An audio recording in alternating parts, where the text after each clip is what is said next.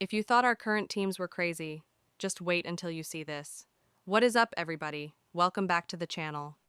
Today, we are diving deep into the absolute madness that is HIYUKI's newly leaked drip marketing, her expected kit details, and some spicy theory crafting to tie it all together.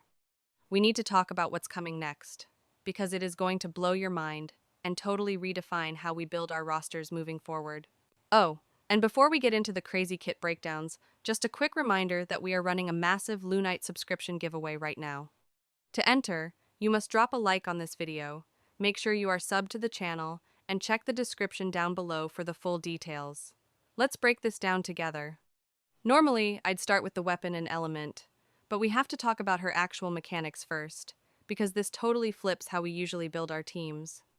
HIYUKI is expected to enter the game as an on-field main DPS, but her playstyle completely ignores the standard mash buttons for immediate big numbers design.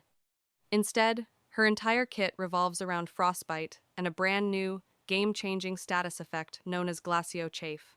Let's talk about Glacio Chafe for a second. It is essentially a brutal damage over time mechanic.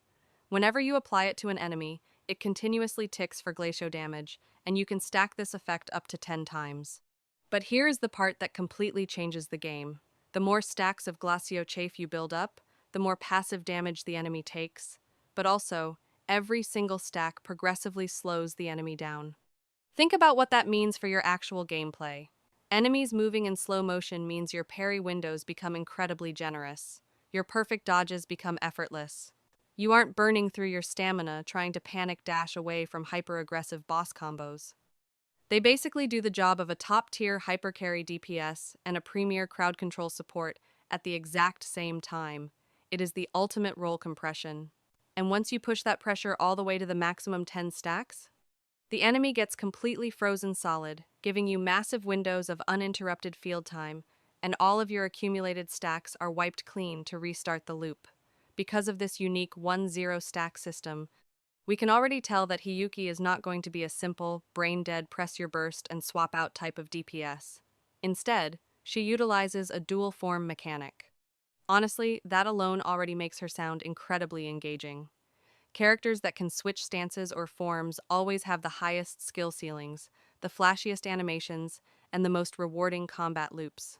Here is how I see her combat rhythm functioning in real time. In her base, normal state, your primary objective will be to consistently spam her attacks and skills to apply as much Glacio Chafe as humanly possible.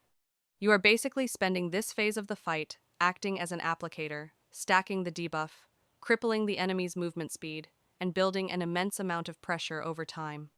Then, once you've layered enough stacks onto the boss, she dynamically shifts into her highly anticipated second form. In this secondary stance, the gameplay totally shifts. Instead of trying to stack more debuffs, she likely begins utilizing those existing stacks as fuel. She might scale her raw attack damage based on how many stacks are active, or she could consume them entirely to unleash a devastating, screen-clearing burst of damage. It transforms her into a master of the build-up into conversion playstyle. There's also a really exciting mention in the leaks about a special attack where she unleashes a massive slashing sword wave. Realistically, from a theory crafting standpoint, this wave will probably be directly tied to a heavy attack combo or locked behind a specific combat condition, like immediately after consuming your Glacio Chafe stacks. This is a massive win for her kit because it means she could have access to some incredibly potent AoE damage in a straight line, ensuring she doesn't struggle against massive mobs of enemies in endgame tower modes. But the freeze interaction is the true secret sauce of her design. As we covered, the freeze could just trigger automatically the second you hit that 10th stack. But what if, and this would be way more fun for high-level players, she has the ability to manually consume her stacks before hitting the cap? Imagine being able to detonate your stacks at 8 or 9 for an immediate, massive damage spike, instead of being forced to wait for the automatic freeze. If her kit actually works like that, the ultimate damage ceiling just went through the roof, because she will give players a phenomenal amount of control over their damage output and rotation timings. Now that you know how crazy her kit is, let's look at her gear. HIYUKI is expected to be a premium 5-star Glacio character wielding a sword. But we aren't talking about your standard, clunky broadblade or generic longsword here. The leaks specifically mention she is going to have a hyper-stylized katana weapon type. Combining a lightning-fast katana moveset with a Glacio-based DOT and dual-form mechanic makes her the ultimate wildcard for your account. You aren't just getting a damage dealer, you are getting a hyper-mobile, stance-dancing, crowd-controlling powerhouse. Okay, picture this. You've been saving your pulls, meticulously planning your account progression, and wondering who is going to be the next big account-altering unit. Well, mark your calendars. Right now, all the rumors and leaks are pointing toward HIYUKI dropping in Phase 1 of version 3.3.